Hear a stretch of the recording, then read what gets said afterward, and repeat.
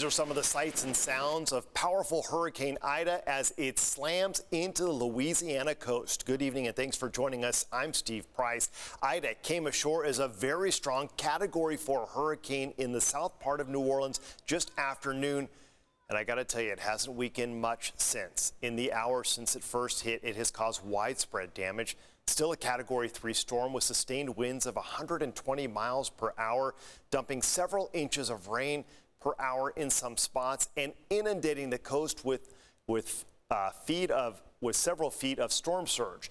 And minutes ago, power was lost for the entire city of New Orleans. News 8's Evan Narani is there with the latest.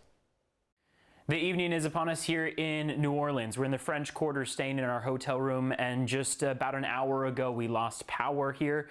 A lot of residents across New Orleans have lost power as well. It's an estimated several hundred thousands of people, and looking outside the window, we are still continuing to see wind and rain come through as Hurricane Ida made landfall earlier today. Now, this was one of the areas of New Orleans that is expected to be pretty safe from flooding. It's one of the higher elevations in New Orleans. There's also power lines underground, so it was expected that here at our hotel and around the French Quarter that people might be able to see their power stay on. Instead, that power has gone off. The hotel had previously assured guests that are now very frustrated that there would be some generators that would be able to turn that power back on.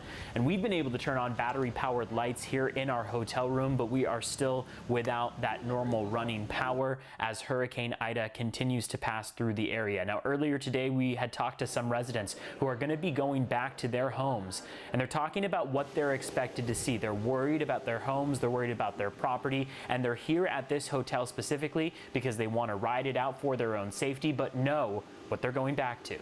My home, it's in the lower ninth ward, so I'm kind of worried about that as well. But I know God is in control of each situation. So I'm like scared if I don't make it home and I don't have a roof on top of my head or something, and like all my game stuff is going to be gone and stuff. So yeah, I'm kind of scared.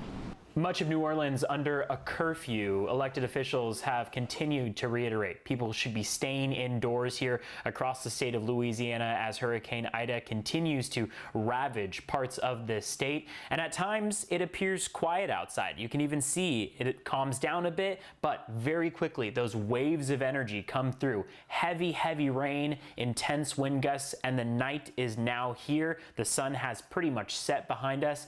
Many meteorologists have said that this storm is just getting started here in New Orleans. So we are continuing to monitor the situation. You can keep track of it on the News 8 app. You can also check on our social media platforms. But for now, in the French Quarter of New Orleans, I'm Evan Narani, News 8.